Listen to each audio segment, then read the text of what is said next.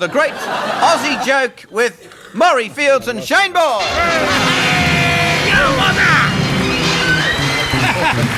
Buddy. Hey, the worst dressed comedian in the state. Now, why do you go on about this? It's been at least 6 weeks since I wore the paisley over it's here. since you've changed it. It is. And washed it. This style will come back. Surely, I like this shirt. What do you think, Maurie? Yeah, your body will never come back into fashion, that shirt. He bought a case of those in a fire sale. He's got them. They're all the same colour, but at least they're clean. Yeah, they are, exactly. I like them too. Hey, listen, I've lost me little dog.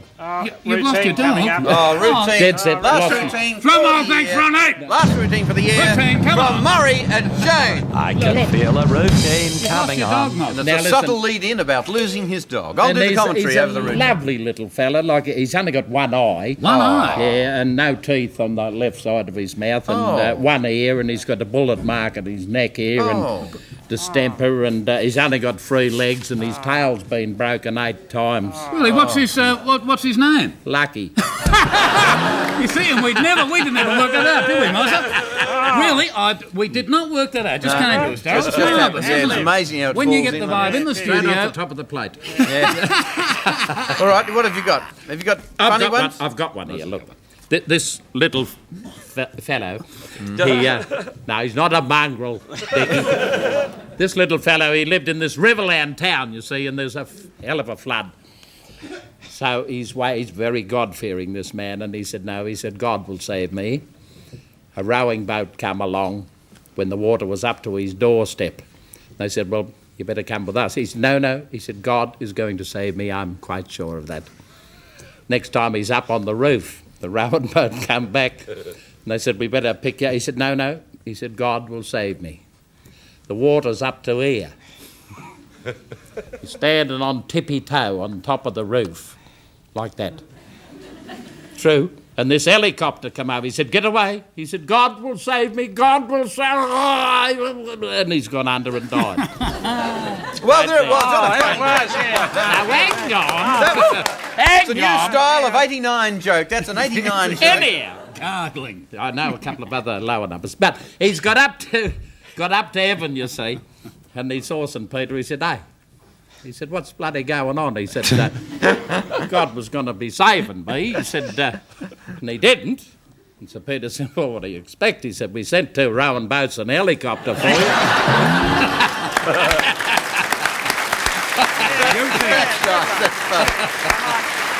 That's a good joke. That's from Ray Melbourne in Craigmore, South Australia. Good on you, Ray. A little ripper. Here's one from Graham Rathman in Perth. Now, the scene is we're there at Puckapunyal, on the parade ground, you see, and the Sergeant Major's out there. He said, company! Attention! He said, Private Johnson, bad news, your father's dead. Oh, no. Now, listen to this. Listen to this. The Colonel said, Sir Major, can I have a quick word? Into the office, please. He said, now, Sir Major, you're doing a really spiffing job.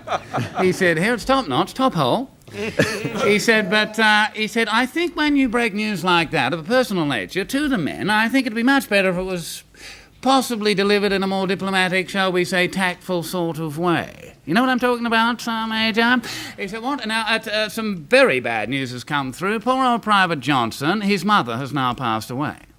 Now, I want you to break the news and use a little bit of that diplomacy that we've been talking about. He said, sir, leave it to me, sir, out in the parade ground.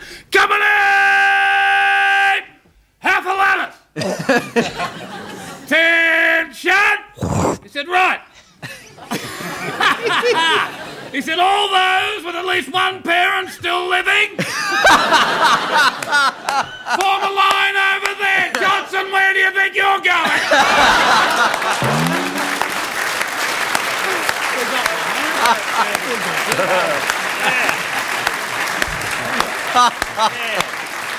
But that leaves that other joke untouched.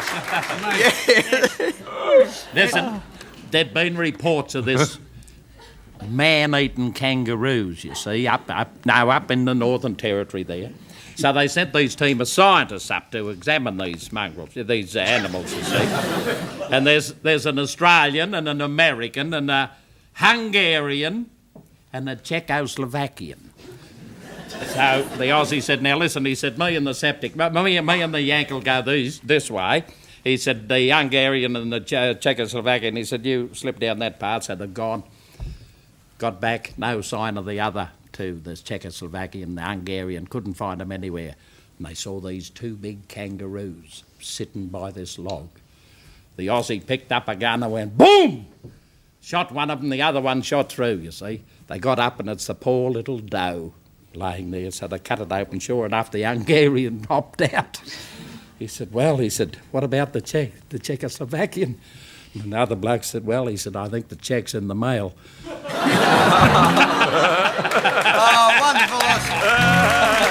Wonderful, sick Aussie joke. David Keeley from Taparoo in South Australia has sent this old Aussie yarn in. Two drovers, they're in the pub, couple of drovers, and they're arguing about who had the best dog. And mine's the best, no it isn't, yes it is, no it's not, yes it is, no it's not. No matter how many times you say it, I say it more. Now the guy said, well look, the first guy said, I'll give you a bit of a demo here. He said, Barney, up here, the old cattle dog. He said, Barney, what I want you to do, he said, I want you to go 3 miles down the road, that big tree there, get the bus. He said, go down that road. He said, the third gate on the right. He said, go in there. There's 500 sheep, and there is one sheep with a bit of a black patch. He said, I want you to get that sheep, bring it back on the bus, back to the pub here. So off he went, on the bus. There he was, hanging on the strap, down It was a bit rough. He got down to the, wee-ho, and he got the sheep, and he said, here, Long John Silver, and back they went. Long John, he put Long John, it's because of the patch, I don't know why I said it, who cares? Back to the pub. He said, yes. His mate said, very good. He said, but I'll tell you what, with my dog Bluey, he said, I only have to give him one instruction and he just makes the rest up. He said, he's marvellous. He said, Bluey, breakfast. Bluey shot off, got out to the ute, started it up.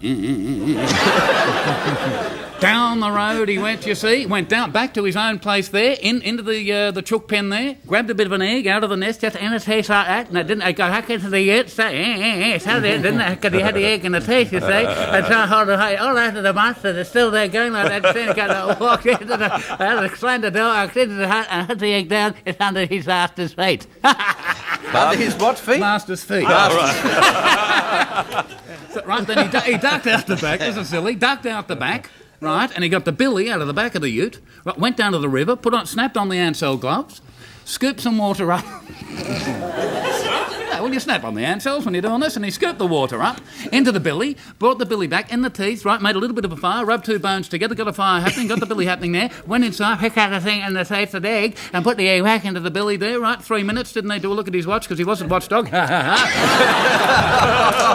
we laugh at him, and what happens, you see, and it boiled, 3 minutes, brought it was really hot, and put it down at the feet of the drover, and the other guy said, that is absolutely fantastic. All of a sudden, the dog did a backflip and stood on his head. He said, that's marvellous. He said, but why is he standing on his head? He said, well, look, he's that smart, he knows I haven't got an egg cup. You can say that. That's a long, drawn out. It is a bit of a longie. Yeah. Have you got another one there, Maurie? Yeah, there's another one here.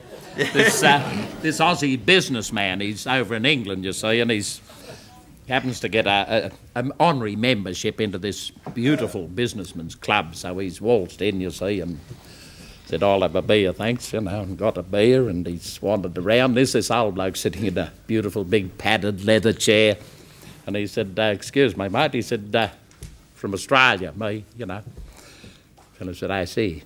He said, like a beer? Bloke said, no, thank you. Thank you very much for asking, but no. He said, I tried it once and I didn't like it, so I've never done it again. I said, oh. He said, like a cigarette? He said, no. Never smoked in my life. He said, except once. He said, I tried it and didn't like it, so I've never done it again. He said, well, what about a game of snooker? He said, no. He said, never played snooker. Only once. He said, didn't like it very much. Never done it again. And just then a young bloke walked in and he said, excuse me, Aussie. He said, this is my son. He said, perhaps he'll have a game of snooker with you. Aussie said, yeah. He said, that's nice. He said, your son, eh? He said, I'll bet he's an only child. Nice one. Not as good as a cattle dog, but it's not a bad. Who sent that? Well, you did that one, did you? did it. Got one, a quick one to finish, Shane? Yes, we could do that quick one about the drunk and the duck. Here, very quick. Standard old story. Have a listen to this, Big O. The drunk and the duck, right? And they're walking along, and the drunk says, "This is quacky wacky." He said, "Do you want to go and see a movie woobie?" And the duck went whack whack, and he said, "I'll take that as a yes." So they went into the cinema, went up to the box office, says, "Could I go and see a movie, me and the duck?" And the guy said, "You can't bring the duck in here, it's against health regulations." So off he went. The drunk, you see, ducked around the back, he got the duck up the jumper. And he came in and says, "Could I have just a second one?" The duck's got his feet, you can see the webbed feet coming out there, and then whack, whack, whack. The guy said, "You can't come in here, you've got your duck up the jumper. You've stuck your duck up the jumper." He said, "Get out." So the drunk went round the back. Last resort, he ran it down the decks. What could you do? Down the strides, you see? Down the strides it went. And he says, "One, thanks." So the guy let him in. He's sitting next to two older ladies, sitting there, and they're watching the movie, and all of a sudden the duck's in there going...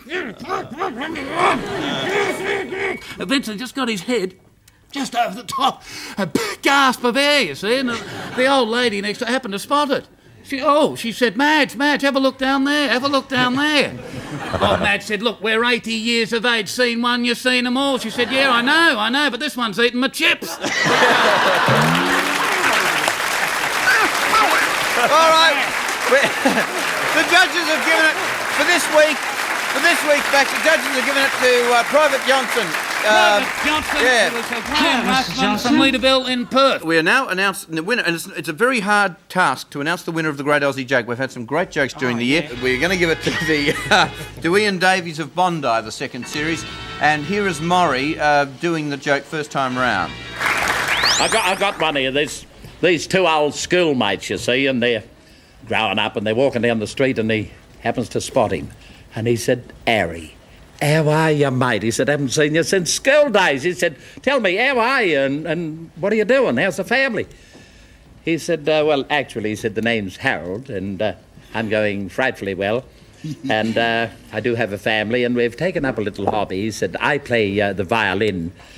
My wife plays the flute, and have two beautiful children. One plays the organ and the other one plays the cello.